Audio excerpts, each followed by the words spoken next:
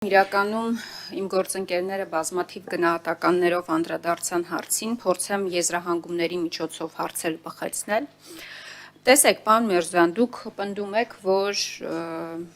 այս համաձայնագիրը լավ փաստաթուղթ է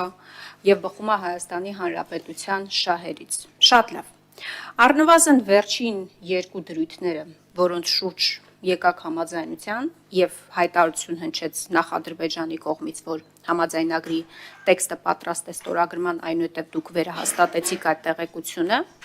այդ երկու դրույթների մասով էլ տևական ժամանակ եւ հրապարակային տեքստով դուք հայտարարել եք, որ դեմ եք, այսինքն դրանք եղել են բանակցությունների առարկա, բանակցությունների սեղանին եւ դրանց համաձայնություն հայկական կողմը չի տվել։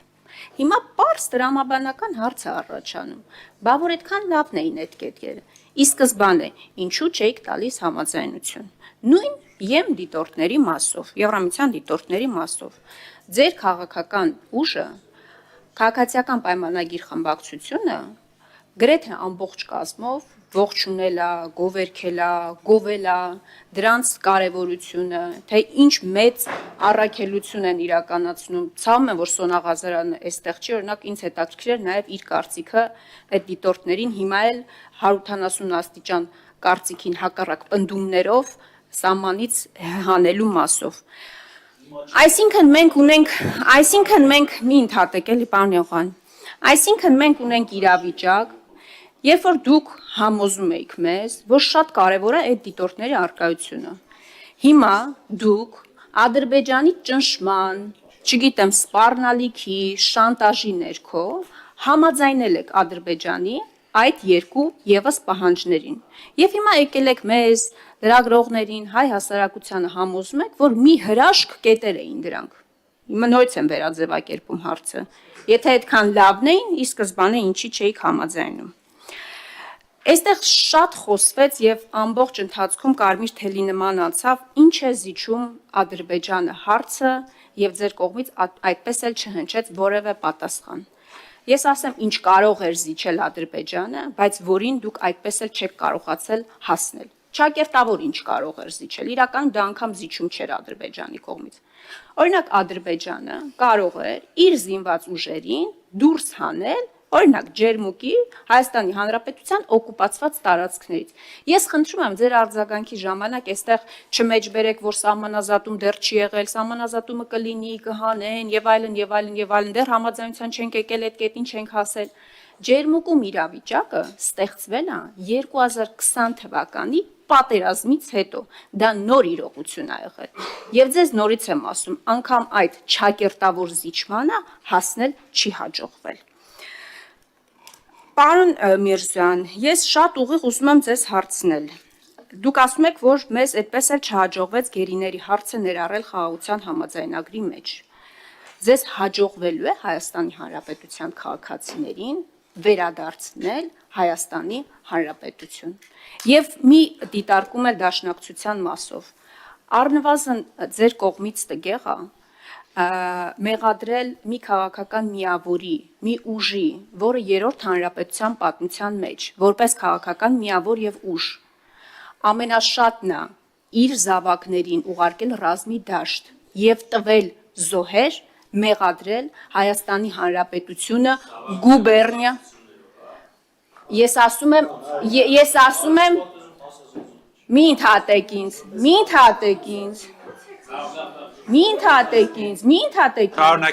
Ես ասում եմ դաշնակցությունը երրորդ հանրապետության այն ուժն է, այն միավորն է քաղաքական ուշադրություն, քաղաքական ուժն է եւ միավորն է, որը ամենաշատն է իր զավակներին ուղարկել 3 պատերազմներին էլ եւ տվել զոհեր։ Ու այստեղ մանիպուլյացիա չանեք եւ չմեկնաբանեք իմ բառերը։ Եվ խոհեմությունը ենթադրում էր առնվազն խոնարհվել նրանց եւ մյուսների իշատակի առաջ։ Տիկին Խամոյան։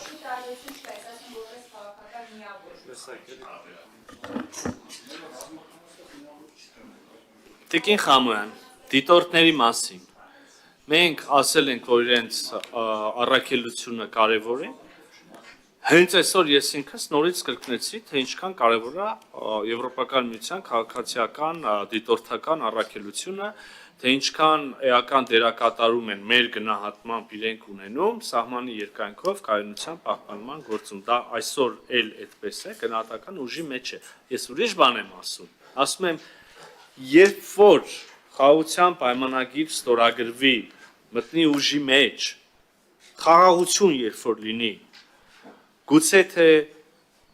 սահմանի վրա, ֆիզիկապես սահմանի վրա, հեռադիտակներով դիտորդների կարիք չլինի, գուցե թե այդ ժամանակ ճիշտ է, որ երկու պետություններ, երբ որ ունեն խաղաղություն, սահմանապահ իրար ամեն մեկ իր սահմանապահ ծառայությունով իրականացնի այդ դիտարկումը եւ հսկողությունը սահմանի։ Ինչ վերաբերում է նրան, որ ասում եք, որ եթե տենց երկու մի հրաշալի հոդվածին ինչի չի գլխանց համաձայն, ինչի եք ասում վատնա։ Մենք ոչ թե գաղափարապես դեմ ենք եղել առհասարակ այս բաներին, այլ մենք փորձել ենք մեր առաջարկներով, խմբագրությամբ ավելի հղկել այս ձևակերպումները, որովհետև ընդհանրապես դատական հայցերը իհարկե վեճերի խաղաղ կարգավորման, քաղաքակիրթ կարգավորման տարբերակ են։ Հիմա սա մեկ, բայց մյուս կողմից էլ եթե միշտ մոռանում ենք, եթե հաջողվում է ստորագրել, կնքել, ավերացնել ուժի մեջ մտնի եւ ունենանք պայմանագրից էլ անդին համապարփակ կարգավորում։ Մենք տանում ենք մեր ժողովուրդներին հաշտեցման, երկու հասարակություններին հաշտեցման, թե մենք զինադադար ենք անում եւ մեր նարատիվներով եւ զանազան հարթակներով իրար հետ կռվելով պատրաստվում ենք նոր հակամարտության։ Սա շատ սկզբունքային ելակետ է, որից ելնելով պետք է հարցերին նայենք։ Ես կարծում եմ, որ եթե երկու կողմն են հրաժարվում իրենց վեճերից եւ պարտավորվում են մինչ այդ պահը եղած խնդիրներով իրար նկատմամբ նոր վեճեր չհարուցել, դա հաշտեցման վատ գործիք չի մեծ հաշվով։ Ինչ վերաբերում է ձեր խնդրանքին չհիշատակել ջերմուկը համազատման կոնտեքստում շատ կուզեի, բայց չեմ կարող ձեր խնդրանքը բավարարել Տիկին Խամոյան, որովհետև այդ հարցի պատասխանը դա է, բոլոր օկուպացված տարածքները իրենց վերահսկողության տակ գտնող մեր տարածքները, մեր վերահսկողության տակ գտնող իրենց տարածքները, ճակատագիրը պետք է որոշվի սահմանազատման գործընթացում։ Այդ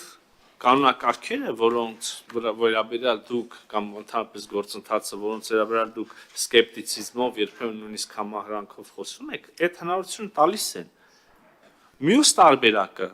գիտեք որն է, մյուս տարբերակը այն է, որ մեր համար ընդունելի չի, դուք ասում եք ձեր համար էլ ընդունելի չի, բայց այլ տրամաբանական լուծում չկա, կամ գնում եք բանակցելու համբերատար իրար այո, պահանջները հիմնավոր կամ անհիմն համարելով, մտահոգություններ փարատելով, լուծումներ փնտրելով, կամ զերսենք զենքը գնանք կռիվ։ Հիմա դուք ասում եք, չէ, մենք չենք ուզում կռիվ, ու էլ չի հասկացվում, թե երրորդ ճանապարհ կա, թե չէ, էլի մի հոգիկար երրորդ, չորրորդ ճանապարհներից էլ խոսում։ Ասում եք, ձեզ ինչ գերիա հաջողվել բերել։ Եկեք խնդրում եմ, հիմա պարզ է, ինչ որ հնչող անուններ կան, կենտրոնացնենք նրանց վրա, բայց բազմաթիվ սովորական մարդիկ, քաղաքացիներ, տարեց, երիտասարդ, այդ գերների մեջ կան եւ եղել են։ Հիմա 100-ից ավել գերի ազատ արձակվել։ Այս փուլում մեկ քանիսը ազատ արձակվեցին են կոպի, 32 գերի ազատ Մենք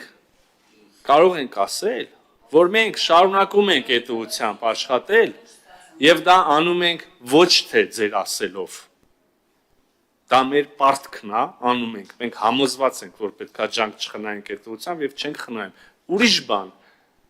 արդեն ագին ժամանակ այս հարցում հաջողություն չկա։ Չկա։ Ով կարա դա ժխտի։ Երբ որ կլինի։ Երբ որ կկարենանք արձանագրել դա, եւ դա ձեր խաթր չի։ Եվ ձեր պահանջից վախենալով չի։ Դա որովհետև դա մեր պարտքն է։ Եվ պետք չի մեզ այդ մասին հիշացնել։ Այսքան է։ Արձագանք։ Պարոն Միրզյան, ձեր պարտքն է։ Հիմա մի դուք բան էլ ասեմ, էլի պարտավոր եք, կներեք։ Ձեր արձագանքի ժամանակ կասեք, էլի։ Դուք պարտավոր եք Հայաստանի Հանրապետության քաղաքացիներին վերադարձնել Հայաստանի Հանրապետություն եւ մի փորձեք մեր վրա կամ հայ ժողովրդի վրա վաճառել, որ ձեր գործողությունների արդյունքում այն մարդիկ, ովքեր հայտնվել են Բաքվում գերության մեջ, այդ ձեզ հաջողվել է 100-ից ավել մարդու վերադարձնել Հայաստանի Հանրապետություն։ Իմ հարցը շատ հստակ էր. երբեք Հայաստանի Հանրապետության քաղաքացիներին վերադարձնելու Հայաստան։ Ես որևէ տարանջատում այդտեղ չեմ մտցնում։ Անունով է, անունով չի, հայտնի է, հայտնի չի, հացադուլի մեջ է գտնվում, հացադուլի մեջ չի գտնվում, բոլորին էր վերաբերում։ Առնվազն 23-ին։ Սա մեկ։ Եվրամիության դիտորդների մասով նորից եմ ասում, դուք եք մեզ համոզել, որ շատ կարևոր է իրենց արկայությունը սահմանին։